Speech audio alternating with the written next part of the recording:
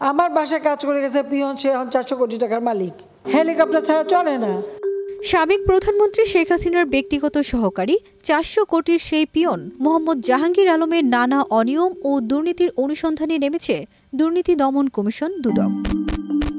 মঙ্গলবার দুদকের প্রধান কার্যালয় থেকে কমিশন বৈঠকে এই সংক্রান্ত সিদ্ধান্ত নেওয়া হয়েছে। সংস্থাটির উপপরিচালক আখতারুল ইসলাম এই তথ্য নিশ্চিত করেছেন। এটা যুগ যুগ ধরে এভাবেই চলে আসছে।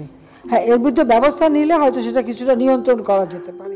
গত 14 জুলাই সাবেক প্রধানমন্ত্রী শেখ হাসিনার চীন সফর নিয়ে গণভবনে সংবাদ সম্মেলন করেন। সেখানেই সাংবাদিকদের এক প্রশ্নের জবাবে তিনি বলেছিলেন, আমার বাসার পিয়ন ছিল, সেও নাকি 400 কোটি টাকার মালিক, হেলিকপ্টার ছাড়া চলে না। এই ঘটনায় আলোচনায় আসেন হাসিনার সেই পিয়ন জাহাঙ্গীর আলম।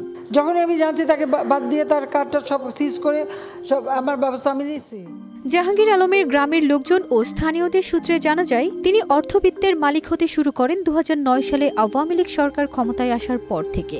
সাবেক প্রধানমন্ত্রীর ব্যক্তিগত সহকারীর পরিচয় ব্যবহার করে তিনি নিয়োগ, বাণিজ্য, বদলিসহ নানান তদবির করতেন। নোয়াখালীর রাজনীতিতে প্রভাব বিস্তার করে নিয়োগ, বাণিজ্য, টেন্ডারবাজি, প্রশাসনে তদবির সহ নানান কাজ করতেন।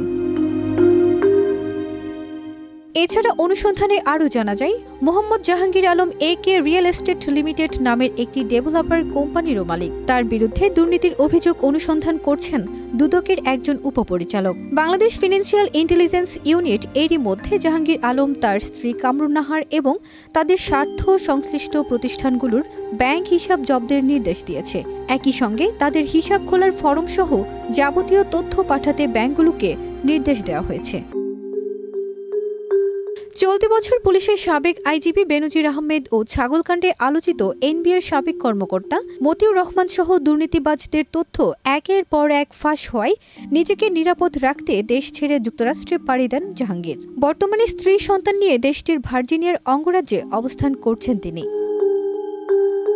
ফারজানা নিকিতা, দেশ রূপান্তর।